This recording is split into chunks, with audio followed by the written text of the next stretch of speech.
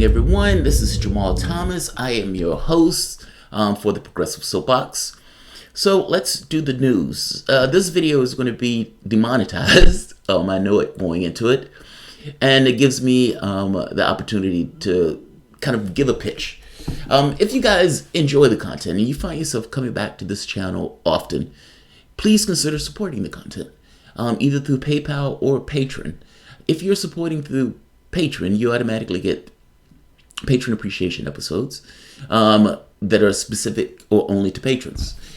If you are doing so through something like PayPal, please contact me. We can give you access. We have a Facebook group that's private, that's for people who contribute. So yeah, please consider doing so. YouTube is somewhat of a fickle mistress on this stuff, and between YouTube and depending on supporters, I would rather depend on people who support and love the show. So there's that. That said, let's get into the news. The document behind me, this is an awesome document. This is infamously called the Tillerson Memo. They call it infamous, but I just think it's honest. It's reality. What the memo basically says, the memo is given to Tillerson after Donald Trump was elected. And Tillerson, a businessman turned Secretary of State, needs to be educated on certain things because, you may have a perspective of America, but your perspective is a little bit different than how it operates in the real world.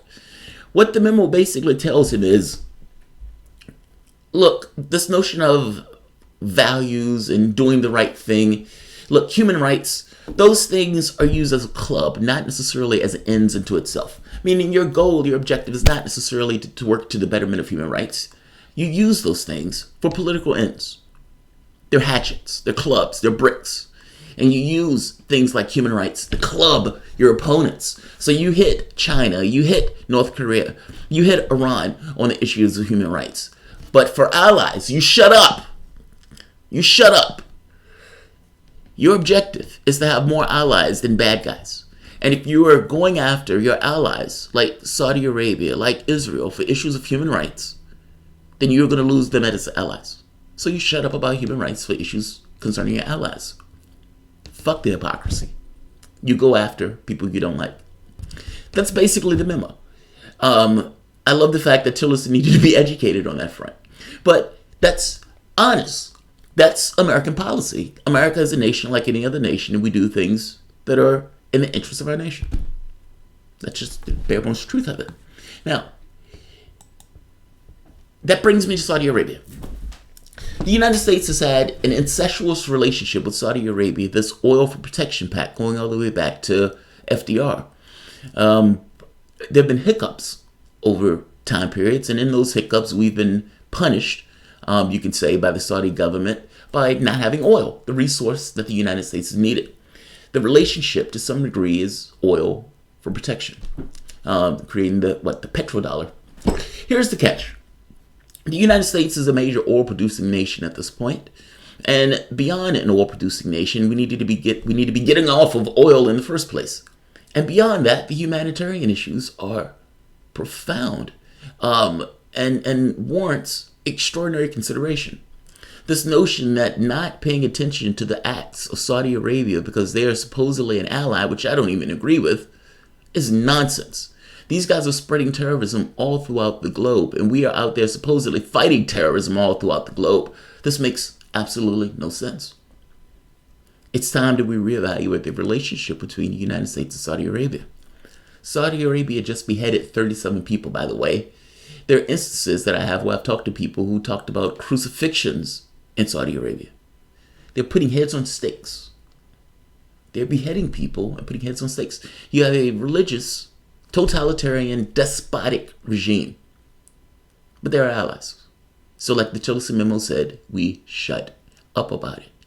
Donald Trump has been extraordinarily close to the Saudi government, so close that the guy who's now in charge, the prince, thought it was perfectly okay for him to behead a guy at an embassy outside of the country. These are our allies. And if these are your friends, what does it say about you? I want you to look at something else. Tulsi Gabbard takes to video to educate Dream is Saudi. the American public on the Saudi government. And she does this and ties it to the Sri Lankan massacre that just took place, where all of those people died in a bombing in Sri Lanka. There was a civil war in Sri Lanka. What is it? Tamil Tigers. But the minority group was beaten in that conflict. I think this goes back to 2009 when it ended. So there's been relatively quiet in Sri Lanka. I also kind of made the point to my wife, that could have been us. Like, we have been traveling all over the place, and India was one of our destinations. And this will be around the time we will be in India. And it's, you know, at a point where you're traveling and you're choosing where you go, Sri Lanka is one of those places that people who do cyber stuff go. It could have been very likely that we could have been in Sri Lanka around this time, had not we came back to the United States. I think about stuff like that. Like when I'm thinking, and yes, I've always said that my perspective of the world is somewhat selfish.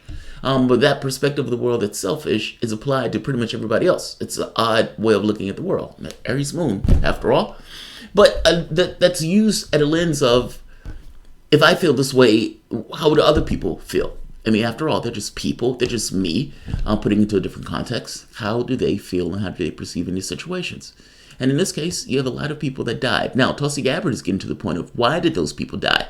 What was the ideology fueling these people or the actions that had taken place? Now, ISIS came out and said that they were responsible for this. Who the fuck knows? I mean, sometimes you have groups that claim responsibility for it because they just want to up their, credibility. Who knows? Tulsi Gabbard, however, is coming out giving a strong message to Trump voters, to Christians who are supporting Trump on this front and who care about the fact that Christians may be dying in other places, meaning have this kind of commonality of, I don't want Christians to be killed because I'm a Christian myself, that type of stuff. But her point is, look, if you really feel that way and you really feel that strongly about it, maybe you need to interrogate, have a bit of introspection in regards to the alliances that we're keeping and the people who you're supporting that are maintaining those alliances. Let's take a look at her, Tulsi Gabbard. President Trump and Vice President Pence continue to try to hide the truth from their Christian supporters. That the terrorist attacks on Christians and Christian churches in Sri Lanka and elsewhere are inspired by extremist Saudi ideology that the Saudis spend billions propagating worldwide. Now, the Saudis have been spending billions of dollars spreading this most intolerant form of Islam, sometimes known as Wahhabi Salafism, through their mosques and schools around the world. It's an ideology that preaches hatred and bias towards Christians, Buddhists, Hindus, atheists, and Muslims who are not followers of that extremist ideology. Now, Al-Qaeda, ISIS, Boko Haram, Al-Shabaab, there are hundreds of terrorist organizations who are inspired by and followers of this ideology. Yet President Trump and Pence, who pose as defenders of Christians and Christianity, have embraced the Saudis, the purveyors of this anti-Christian jihad.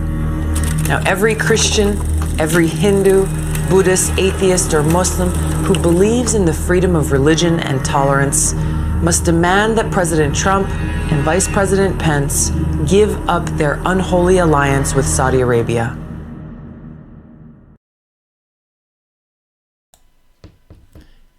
It's amazing that a presidential candidate has to educate the American public like this. But God damn it, I love it. Like, the American public doesn't get a lesson on foreign policy, especially on issues of foreign policy where there's consensus. And on this issue of Saudi Arabia, for the most part, there has been consensus, not just in the United States, mind you, in the other various countries. Do you realize we were traveling when Khashoggi got killed? Detached, cut up, deboned. And it was very clear from the start that Saudi Arabia was responsible for this. Saudi Arabia, in their embassy, should have just said, we think he was abducted by aliens. That would have been more believable than, we have no idea what happened to him, but we had nothing to do with it. We saw him leaving out the back. You mean the place where the video cameras are? Yes, we saw him leaving out the back. But regardless of there was a freak out. Like, every country that we were in, that was on video, on camera. Meaning every country had a reaction to what was taking place because it was so brazen. The war in Yemen that Obama greenlit As horrendous as that was, there's something about seeing an individual being deboned and decapitated in that way that drew our eyes. There's something scandalous about it. A bunch of people you can hide kind of in numbers, but when it comes to the individual itself, that becomes a bit more hard to get away from. You can see its face. It makes it harder to absolve or to ignore. But regardless, those countries still haven't stopped working with Saudi Arabia. And even during European Parliament, when these guys were debating it and discussing it, there was no teeth in anything that they were saying. We're still working with Saudi Arabia. Donald Trump, I remember one of the press conferences, looked at the guy and said, was he a U.S. citizen? Donald Trump's like, look, man, they got billions of dollars in contracts. I mean, fuck, the guy's not even a citizen. I love the fact that she's doing this. She is breaking and going after the bipartisan consensus. Do we need Saudi Arabia in the relationship that we have now that the United States is an oil-producing nation or exporter? It is time that we reevaluate this association with Saudi Arabia. And I love the fact that she's doing it. I love it. I love it. I love it. You ask why people love Tulsi Gabbard. Because there are some people on the left who don't quite get this. This is why. This is precisely why. She's unequivocal in what she's saying. She's not hinging. She's not saying anything. We need to reevaluate our relationship with Saudi Arabia. If America is going to have any earnest interactions around the world and this honest thing that we're fighting terrorism, or that we want to depreciate the amount of terror that's around the globe, then we need to evaluate our relationships and the money that we end up giving to these people in this relationship that perpetuates this ideology. Tulsi Gabbard is on point. I'll end this here because this video did go long, but shout out Tulsi Gabbard. Thanks all. If you enjoy the content, please feel free to share, like, subscribe. You can always support the PayPal or Patreon. Thanks all.